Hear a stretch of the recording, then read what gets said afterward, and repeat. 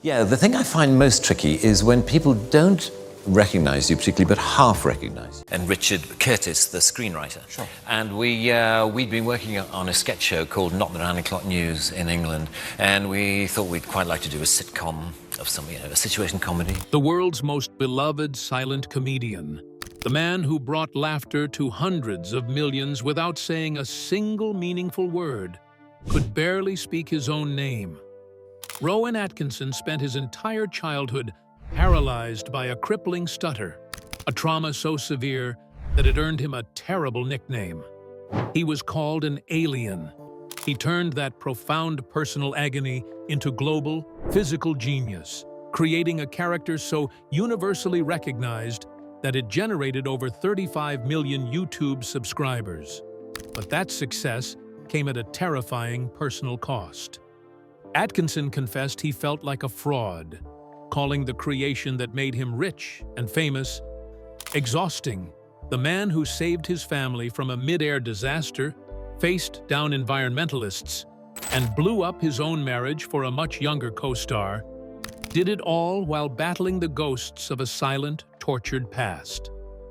This is the story of the hidden cost of genius, and the moment the greatest secret about Mr. Bean was officially revealed. The Invisible Boy and the Shocking Cure. Rowan Sebastian Atkinson's quiet life on a farm in County Durham, England, gave no hint of the chaos he would later unleash.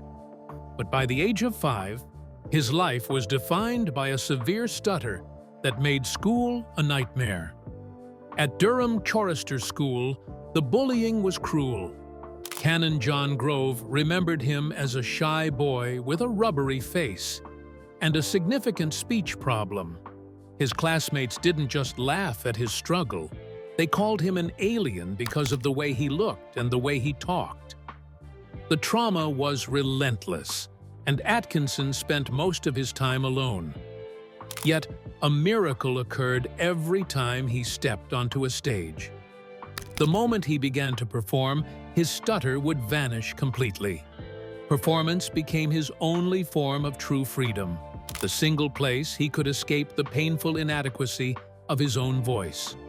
He used his face and body in a way few others ever could, weaponizing his unique, mocked appearance to command attention. But the greatest irony of his life was yet to be exposed. The funny-looking kid was secretly one of the most brilliant students in Britain. And what happened next would shock everyone. The double life of a scientist. While the world was preparing for him to be a clown, Atkinson was charting a course to become a scientist. He achieved top grades in his science A-levels, securing a spot at Newcastle University in 1973 to study electrical and electronic engineering. People fully expected him to become an engineer. After graduating, he followed in his father's footsteps and went to the Queen's College, Oxford, to pursue a master's degree, focusing on the incredibly complex topic of self-tuning control systems. He even started work on a PhD. His teacher, Chris Robson, noted that in class, Rowan was completely unremarkable. But the moment he performed, he transformed into a different person. While at Oxford in 1975, he met a young writer named Richard Curtis. Curtis later recalled seeing a quiet, funny-looking guy standing in the corner. But when Atkinson finally performed a sketch, Curtis was blown away, calling it pure genius. The engineer had found his artistic blueprint, but the path to comedy was about to hit a brick wall, nearly sending him back to his books forever. The dark hole of depression. The transition from academic to artist was brutal. Between 1978 and 1979, the BBC rejected him again and again, claiming they simply didn't understand his comedy. He felt lost and depressed, and his anxiety worsened. During auditions and interviews, his stutter returned with devastating force. He seriously thought about quitting comedy and going back to the safety of engineering. Then came the life-altering realization that his stutter only returned when he was trying to speak as himself. When he played a fully realized character, he could speak freely. That discovery gave him the power to let the characters do the talking. Though his first show, Not the 9 O'Clock News, was a flop, hated by critics, Mel Smith called it the worst half hour of TV. A producer saw the potential and ordered a second series. From that failure, a creative partnership with Richard Curtis was forged, leading to Black Adder and eventually the character who would destroy him, The Secret Drain of Mr. Bean. The first episode of Mr. Bean aired on New Year's Day, 1990, to an audience of over 13 million people. Because the character barely spoke, he was a perfect global commodity, eventually being sold in 245 countries and making $251 million at the box office.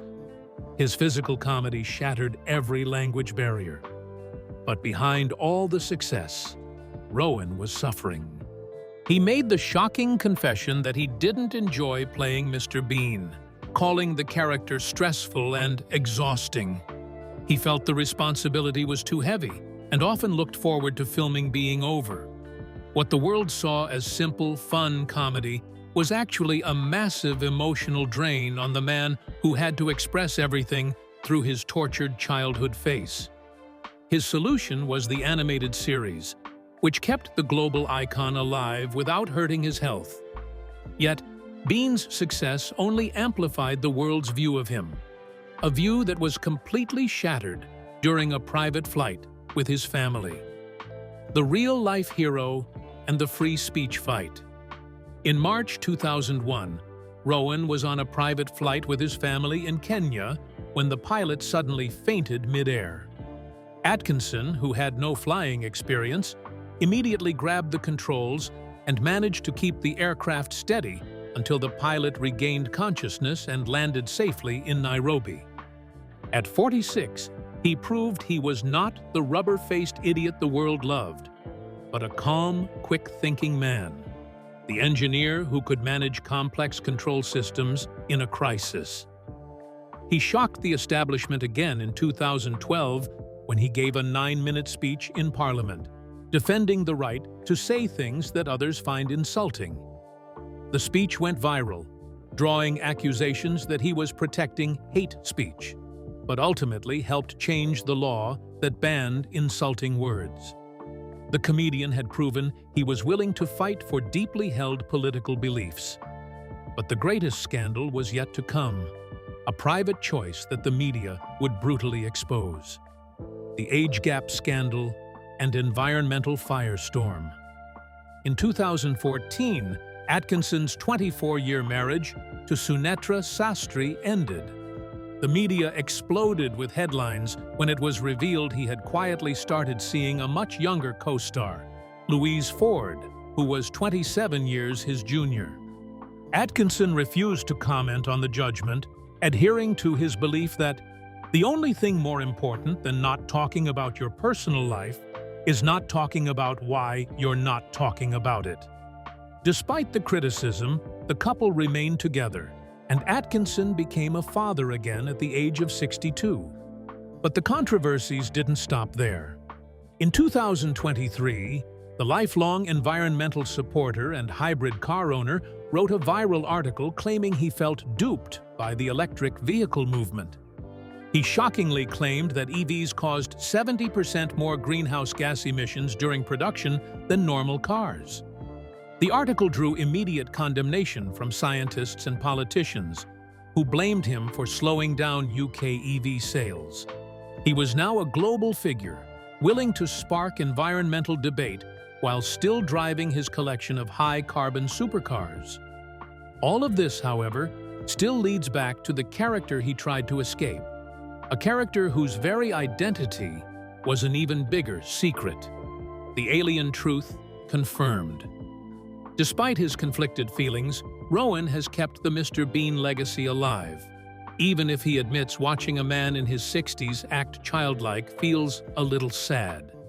But in 2024, a decades-old fan theory that he was mocked with as a child was officially confirmed as true. Mr. Bean is an alien. In the animated episode Double Trouble, Mr. Bean meets clones of himself inside a spaceship. The showrunners officially confirmed he was not from Earth, explaining the strange opening sequence where he falls from the sky and the Latin chant playing, "Behold the man who is a bean." The entire character was designed around the idea that he simply did not understand human customs, an outsider, just as his classmates had cruelly suggested over 6 decades prior. The man who once felt like a fraud achieved global icon status, winning 12 major awards and having his simple, silent method taught in comedy schools as the Atkinson method. He took the pain of being called an alien and turned it into the most universally understood comedy of the modern age. His silence, which began as a crippling prison, ultimately became the key to unlocking a world of laughter, proving that sometimes the greatest genius is born from the deepest trauma. If you want to know which other famous comedians battled crippling shyness off stage, make sure you hit that subscribe button for Eye on Fame.